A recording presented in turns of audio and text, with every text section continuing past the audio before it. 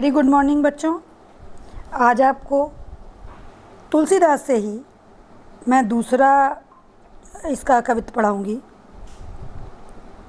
खेती न किसान को, भिखारी को न भीख बली, बनिक को बनेज न चाकर को चाकरी। जीविका विहीन लोग सीधे मान सोच बस, कहाँ एक एकन सो कहाँ जाई का करी। वेदहूँ पुराण कही लोकहूँ बिलोकियत, साकरे सबे पे राम राम रे कृपा करी। दारिद्र दशानन दबाई दुनि दीन बंधु, दुरित देहन देखी तुलसी हा करी। इस पद को पढ़ाने से पूर्व पहले मैं इसका प्रसंग बताऊंगी आपको, उसके बाद इसके कठिन शब्दों को, तब इसकी व्याख्या बताती हूँ।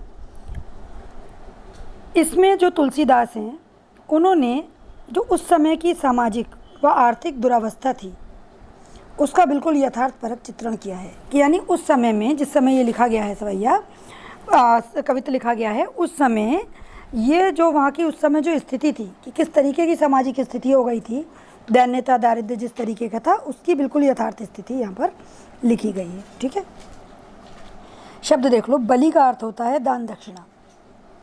बणिक व्यापारी, बनिज माने व्यापार, चाकर घरेलू नौकर, चाकरी माने नौकरी। जीविका माने हमारी जो रोजी रोटी होती है, जीविका विहीन माने रोजगार से रहित। सीध्यमान का मतलब दुखी होता है। सोच का अर्थ होता है चिंता, बस माने वश में। एक एक अंशों माने एक एक आपस में बात कर रहा है। का करी इसका मतलब है क्या करें। वेदहूँ माने वेद, पुराण माने पुराण, लोकहूँ माने लोक में भी, बिलोकियत माने देखते हैं। सांकरे माने होता है संकट, रावरे माने आपने, दारिद्र माने गरीबी, दशानन रावण को कहते हैं, दबाई माने दबाया, दुनि माने संसार, दीन बंधु यानी जो दीनों के बंधु हैं, दीनों पर दया करने वाले हैं, ईश्वर के लिए कहा गया है। दुरित माने पाप, दहन माने जलाने वाला, नाश करने वाला, और हाहाकारी माने दुखी हुआ। तो देखो किस तरीके से बताया जा रहा है कि खेती ना किसान को, भिखारी को ना भीख बली। यानी इस समय सामाजिक स्थिति ऐसी है कि किसान को खेती उपलब्ध नहीं है, यानी अकाल की स्थिति पड़ी हुई है, उनकी खेती नष्ट हो गई है, खेती लायक किसान नहीं बचा अभी। भिखारी को भीख नहीं मिल रही, न बलि मिल रही, यानी वही जो भोजन इत्यादि दे दिया जाता है, भाई जब अपने ही खाने के लिए नहीं है समाज में, तो भिखारियों को कौन खिलाएगा। तो बलि और भीख ये भिखारियों को नहीं मिल रही है और किसान को खेती नहीं मिल रही है। बणिक को बनिज, बनिक माने बनिए को, बनिज माने व्यापार। अब जब सीधी सी बात है कि धन नहीं है समाज में, तो बनिए का व्यापार भी नष्ट हो चुका है। वणिक को व्यापार नहीं मिल रहा, न चाकर को चाकरी। सीधी सी बात है कि नौकर कौन रखेगा ऐसी गरीबी की स्थिति में, तो नौकर को नौकरी नहीं मिल रही। जीविका विहीन लोग, जितने भी सारे लोग हैं वो सब कैसे हैं, उनकी जीविका से विहीन हो चुके हैं, यानी उनके पास उनको जीने के लिए, उनके खाने के लिए जीविका या पैसा नहीं है। सीधे मान मैंने बताया था दुखी हैं। सोच बस माने सोच के वश में है। जब व्यक्ति दुखी होता है तो सोचों में गिर जाता है। तो जितने भी जीविका विहीन लोग हैं वो सिद्ध मान यानी दुखी हैं और सोच के वश में हैं, सोच रहे हैं।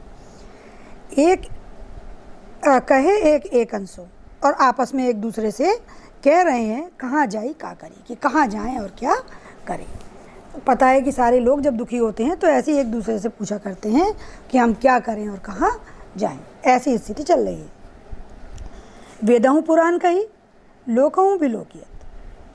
कहते हैं तुलसीदास जी कि वेद पुराणों में भी ऐसी बातें कही गई हैं, और हम लोकहूँ यानी इस लोक में भी, बिलोकियत माने देखते हैं कि इस संसार में भी हम ये चीज़ें तथ्य प्रायः देखा करते हैं, और वेद पुराणों में भी ऐसा कहा गया है। कहा गया है, सांकरे सबे पे राम राम रे कृपा करी।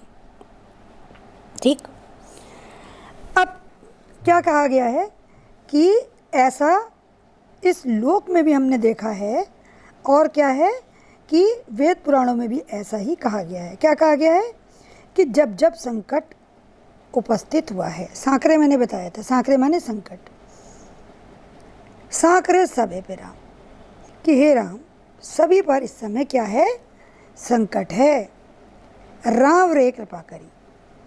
ठीक, अब इस समय जो संकट इस पर जब उपस्थित हुआ है, तब राम ने सब पर कृपा की है। रावरे माने आपने, सांकरे माने संकट।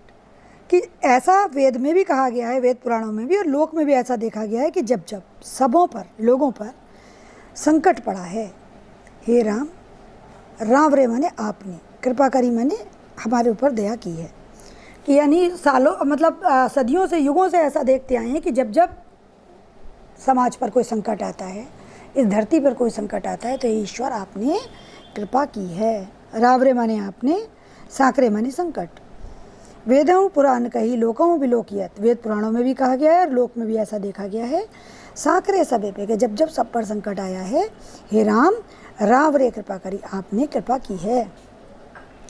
दारिद्र दशानन दबाई दुनि दीन बंधु। अब ईश्वर से कह रहे हैं कि हे दीन बंधु, दरिद्रता रूपी जो दशानन है, यानी जो रावण है, दरिद्र को किसका रूप दिया गया है? रावण को। रावण बहुत शक्तिशाली था और उसने सभी को त्रासित कर रखा था। तो यहाँ जो ये गरीबी है, दरिद्र है, वो किसके समान है? रावण के समान। इस गरीबी रूपी रावण ने हम सबको बहुत अधिक दबा रखा है, यानी बहुत दुखी करा हुआ है। दबाई माने दबाया हुआ है, दुनि माने संसार, इस संसार को दबा रखा है। दुरित दहन, दुरित माने पाप, दहन माने जलाने वाला, ठीक, पाप को जो जलाने वाला है। हे दीन बंधु, इस समय दरिद्रता रूपी रावण ने समूचे संसार को त्रस्त कर रखा है, अर्थात सभी गरीबी से पीड़ित हैं। अब ईश्वर से कहता है कि दुरित दहन, यानी आप तो पापों का नाश करने वाले हैं। दुरित माने पाप, दहन माने जलाने वाले हैं, ठीक है। चारों तरफ दुरित दहन, यानी हे पाप को जलाने वाले, आप सारी चीज़ों को देखो। देखी माने देख रहे हैं। हे पाप को नाश करने वाले, आप सब चीज़ देख रहे हैं। क्या देख रहे हैं? कि तुलसी हाहा करी, कि चारों तरफ हाय हाय मची हुई है। यानी तुलसीदास कहते हैं कि हे ईश्वर, आप तो पाप का नाश करने वाले हैं और आप देख ही रहे हैं कि इस समय समाज में किस तरीके से हाहा यानी हाय हाय मची हुई है। तो देखो इस तरह से बेटा, इसका विशेष देखो कि जो उस समय का समाज था, उसमें जो बेरोजगारी थी, जो गरीबी थी, दैन्य था, उस अकाल का भयावह चित्रण किया गया है। तुलसी की राम भक्ति प्रकट हुई है, क्योंकि वो ऐसी सब संकट की स्थिति में ईश्वर को याद कर रहे हैं, राम को। ब्रज भाषा का सुंदर प्रयोग है। दारिद्र दशानन व दुरित दहन में रूपक अलंकार है, कवित छंद है, तत्सम शब्दावली की प्रधानता है।